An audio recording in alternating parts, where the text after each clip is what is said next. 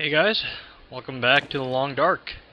Last episode we got an achievement before we entered this hut, and I actually checked the achievement. It's an achievement for surviving 15 days in Sandbox.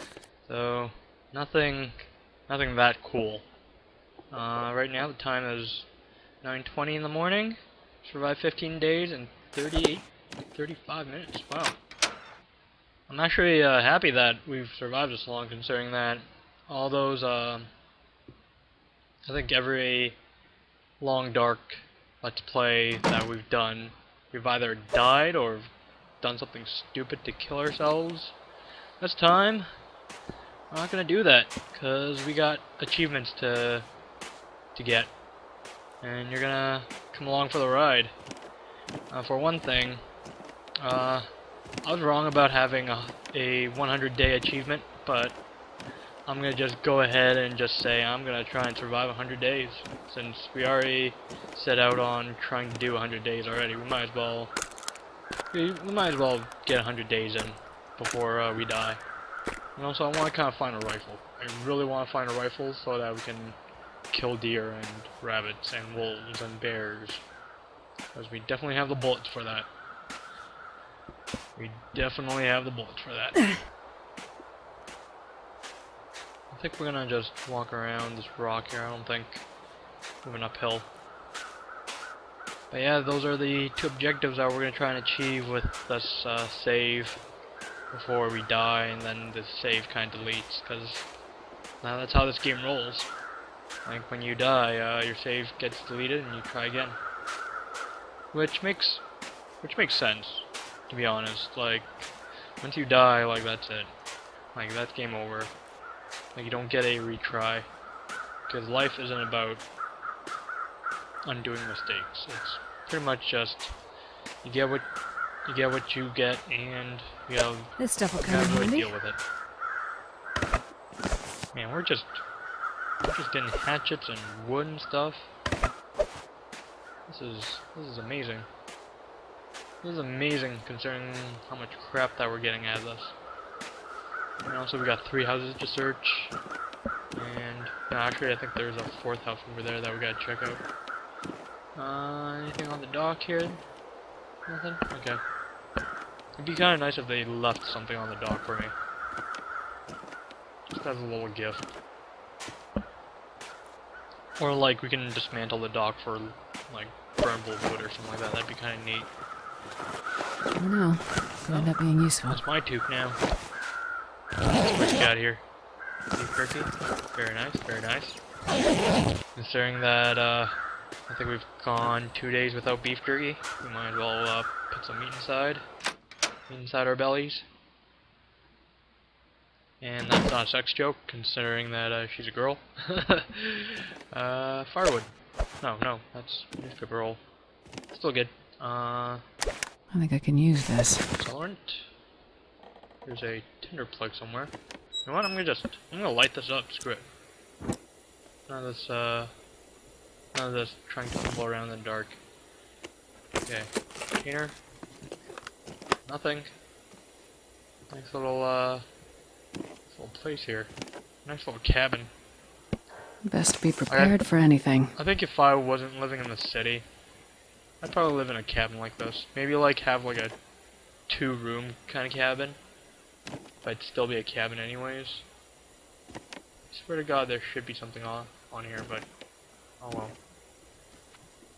But like a 2-room cabin, like the cabin would be about this size, and then like off to the side there would be like a toilet or something like that. But one thing the cabin should have is electricity and internet. Like a high-speed connection internet, not like dial-up or Sky-Fi. I think that's what they call it now. Sky-Fi in rural areas where you use like a satellite or something like that to get your internet. Which is kind of a neat idea, but at the same time, like in my head, it just sounds more or less like having dial-up. Like, considering the distance on how far data has to travel from ground to the sky and back down again, Like, I would think that would be a little bit slow. But I don't know, like, I've actually checked into Sky-Fi, and those speeds are pretty good. Like, those speeds are This'll come in handy. DSL good. But I'm not too sure, like, if it's really consistent. In terms of, like, is it actually this many megabits per second, like, over and over again, or is it just, like, at certain hours? Or, like, at certain times? Got more firewood, which is good. I don't think there's anything else here. Let's extinguish this. We should get to repairing our things sooner or later. Should really check on my equipment and maybe put some food in us in the next cabin. Maybe. Maybe we'll do that. Maybe not. Third cabin. But yeah, Sky-Fi is apparently a thing. And in my opinion, like, yeah, as long as the speed's pretty consistent and it's fairly worth it for the price, then I'll take it. I wouldn't be mad. I would not be mad. Like, it would be interesting to see, like, how people on Mars would use the internet. Like, would they have to, like, use, like, some sort of laser system to, like, send data back and forth? And then if so, like how long would that laser take compared to, like, the speed that they'll get? Let's extinguish this. Food's good. We could probably just drink some tea. I think that's the only way to really fix this right now. If we just, like, chug down, like, a lot of tea right now. There you go, that should be good. Let's harvest that. We don't need another tube, considering that we have a sewing kit.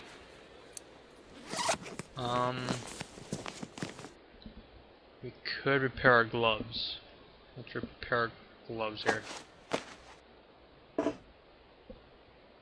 That didn't work. Okay, let's repair it again. Come on, come on. There we go. Repair for 25%. Yes, I will. Failed again. Come on. There you go. Should we repair our boots? I think we should repair our boots. Oh, we need cloth and leather. Oh, that's terrible, considering that we might need leather to make something. Okay. There we go. And we're out of cloth, which is unfortunate. Can we tear up something for cloth? Or is that... yeah, can't really do that. Okay. I know we have, like, extra clothes, but, like, I want those extra clothes in case we need to keep warm. I wish we can actually turn bandages back into cloth or something like that. That'd be kind of nice to actually do. Like, just turn all the bandages that we collect and stuff like that, and turn that back into cloth. Because I know from cloth you can make bandages, but it's kind of nice if they went in reverse as well. Apparently there's a dead body over there, which I will not check out, because I think that indicates that there's a dead body there. We did check out that dead body. I have to admit, this is a pretty nice view. Just all around, nice and calm, no person in sight. But I think after a while you'll go a little bit mad without seeing anybody. Like, you'll probably, like, find a mirror and look at yourself in the face, but I'm talking about, like, other people to talk to and interact with. Like, because apparently cabin fever is a thing, where, if you don't know what cabin fever is, it's when you're isolated from, like, society for too long, and as a social animal, trying to do air quotes with my mouse here, but as a social animal, you know, you're pretty much bred to like interact with other people, even though you might say you're a loner and stuff like that, but like you still require like a minimum amount of social interaction. But by not having that social interaction, like you start to go a little crazy in terms of like you'll start doing like very abnormal things that a person wouldn't really do. A Lone Lake Cabin.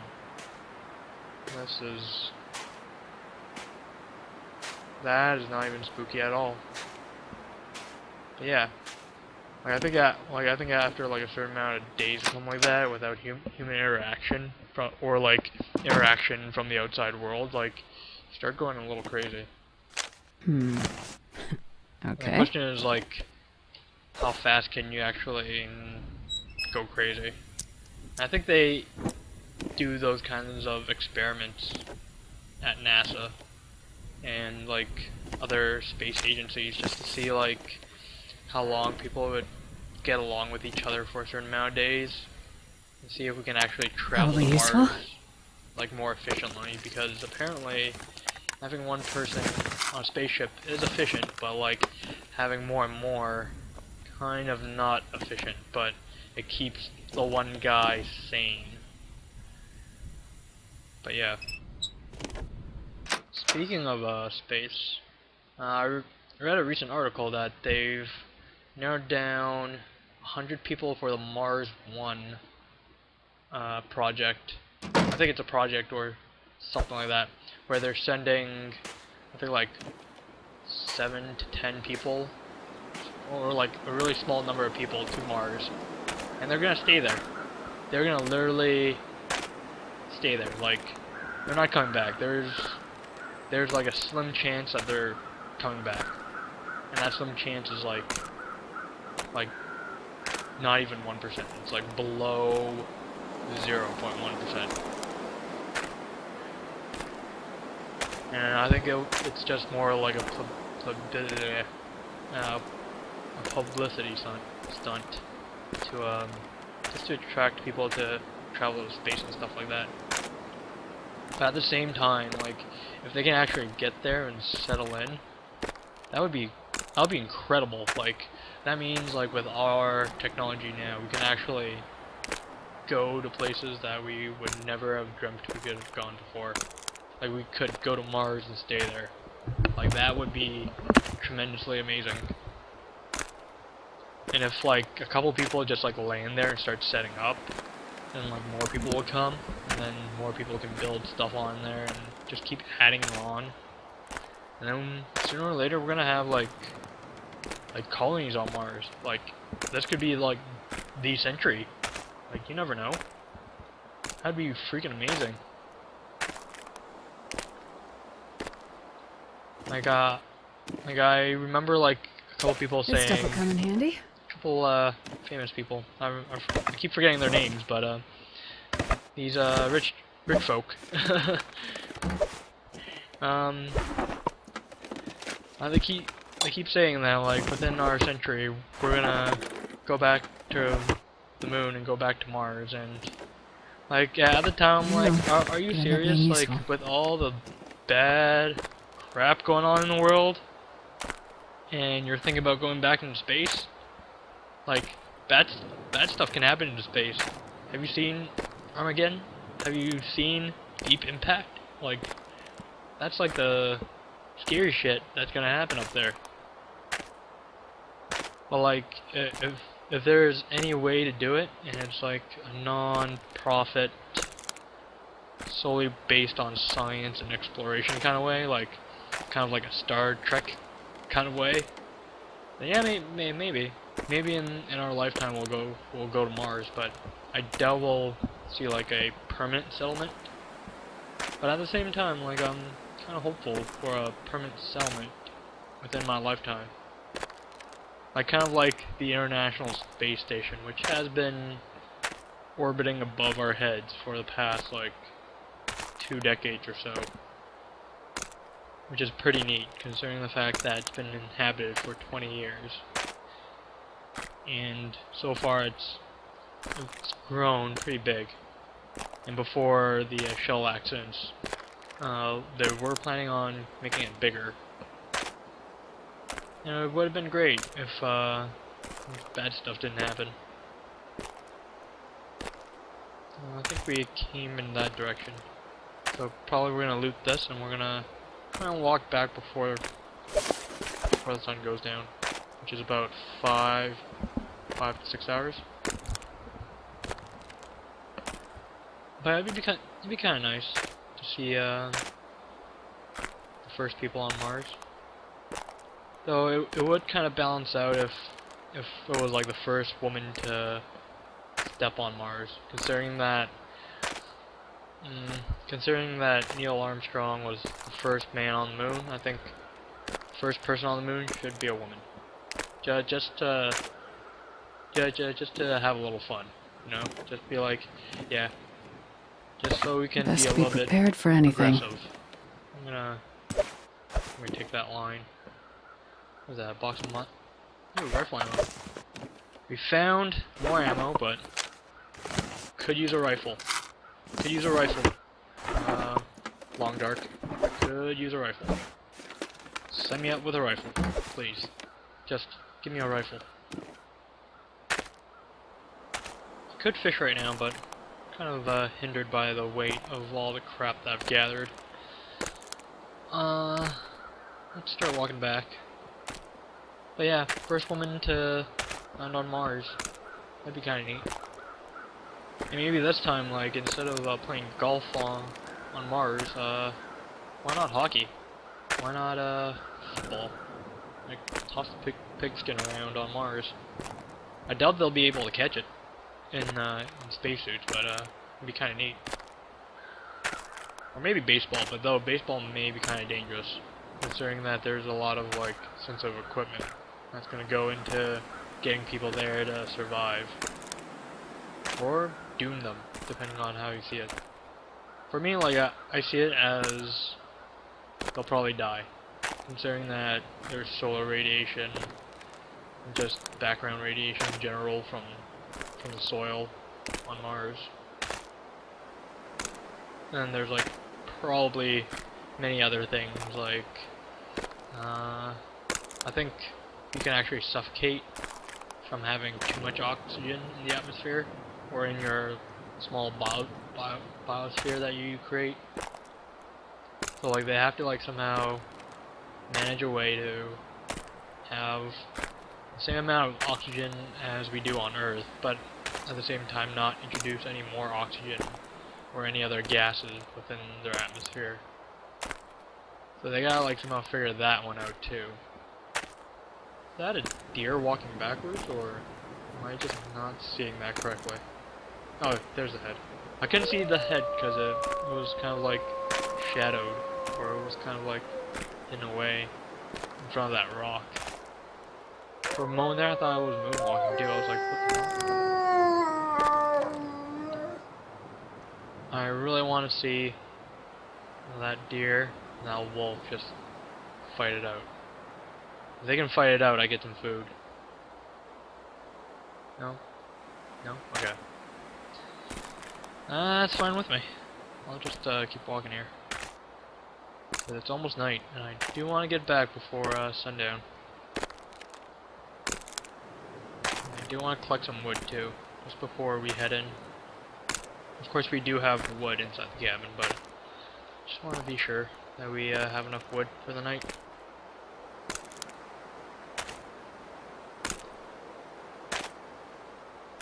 It'd be kind of nice if they actually met up. That'd be very convenient for me, considering I can skin a deer. Oh well. Sometimes in life or in nature, stuff doesn't happen the right way. Where was I? I was talking about space, wasn't I? Oh yeah, the Mars 1 thing. Yeah. So apparently, on the list of 100 people, there are 6 Canadians. And I think the oldest Canadian there is like 83 on the list. And I have to admit, like he or she is pretty damn old. Like, I think for astronauts, I think you have to be a certain age. I think like under 40 something, with like experience in flying or experience in your field of science. So like you gotta have like those two things for you to become like an astronaut or something like that. So like having an 83-year-old would be would be kind of tough, but considering that it's like a commercial venture, like I don't think they really care, as long as like they teach you how to like fly yourself and do all this stuff by yourself. But it'd be kind of nice. Within our lifetime we see like a colony established on Mars, even though like in a way it's kind of unethical because you're kind of like dooming people to their death by sending them there. But then like on the plus side, if you send them there, like, and if they survive, you can just continually send like certain supplies to them so they can mine the resources there for themselves, or create a small atmosphere so that they can grow their own plants, do their own thing over there. And then sooner or later they're going to be able to like make their own fuels, and then pretty much fly back here with all the stuff that they've learned and teach us how to like live on a weird, strange world. That'd be kind of neat. But at the same time, like, there's that probability that you're gonna lose people, especially like if you don't plan for it. Like if you don't plan for the fact that people are gonna get sick or people are gonna suffocate and die, and should drink something or eat something right here. I know we're about to go inside, but I kind of want to eat something here, just so we get a little bit more fuel into us.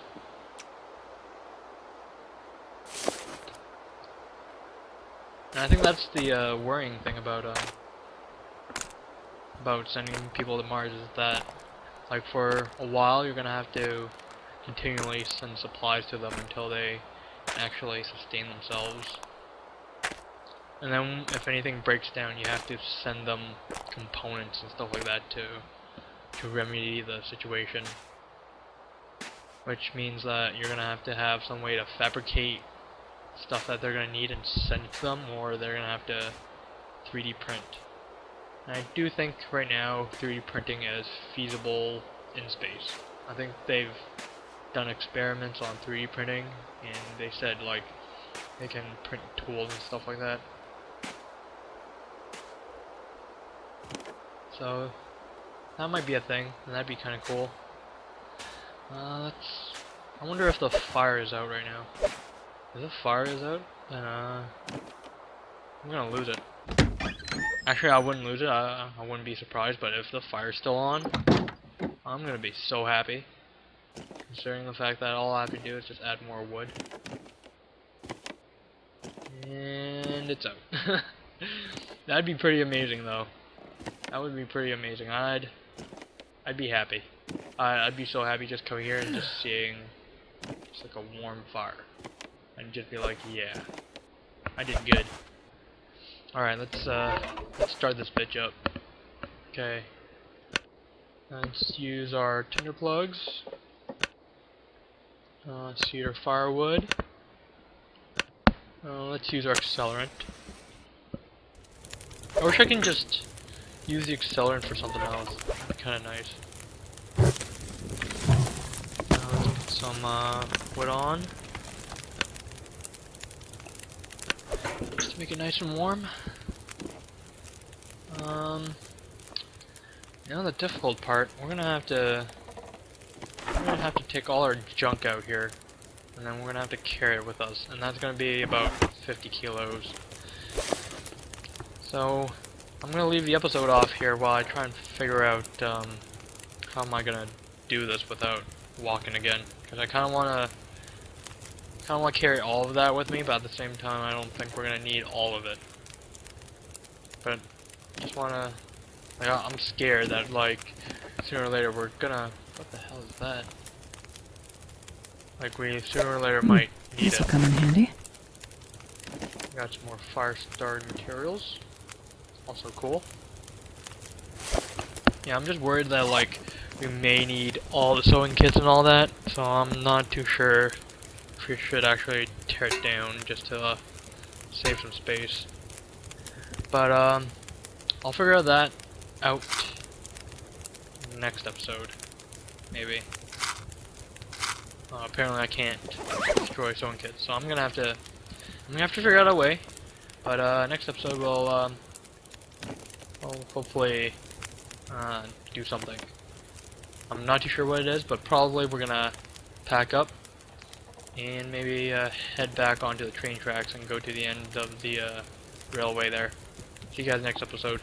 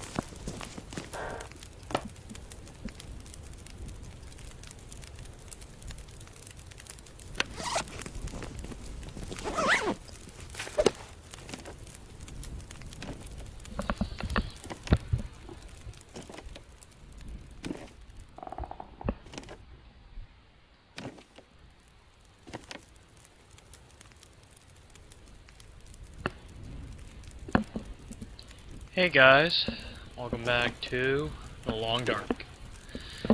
Last episode, we tried to figure out a way to empty ourselves out a little bit, but unfortunately,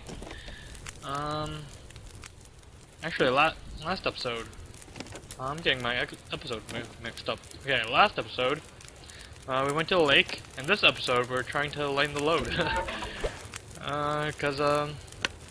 Yeah, I keep forgetting to do stuff. That's the reason why I don't know things. Let's add more fuel to fire here. We got about 5 hours. Which means we got about 5 hours to sort ourselves out here. And I do wanna get like some of this stuff done. So what I'm thinking is I'm gonna harvest. Let's see how much scrap metal weighs. Scrap metal weighs about 0.3-ish. I wish it can tell you the weight per unit. Let me just drop one, see what happens. Okay. And I'm gonna pick it up. And weight 0.2. So definitely lighter if I destroy it. So what I'm thinking is if I can just destroy anything I can repair. For example, this thing.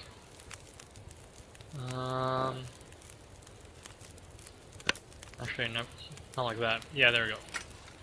So if I dismantle anything that I can repair, and then I can use whatever I can repair with to repair that item. Especially if I have quality tools and simple tools. That way, like, I can kind of switch between both of them to repair. That way, like, I can kind of like do this, and just keep repairing myself. That way I'll always be able to get tools and stuff out. And also I'll get like a bunch of scrap metal, which will help in the long run. And right now, I'm thinking about keeping 2 storm lanterns, just so that when one runs out, I can just break down the other one and then repair the other one, and the other one will still have fuel. Because I'm not too sure when you dismantle it, it will give you kerosene or not, so I'm gonna play it safe. I'm gonna play it safe by having 2. And of course we could ditch the matches, but I think having more matches would be more worth it. For clothing, since we got the whole repair thing going, we could. Let's see how our clothing looks right now. I'm just like kind of glancing over. Okay. So if we harvest that, and then repair our cargoes.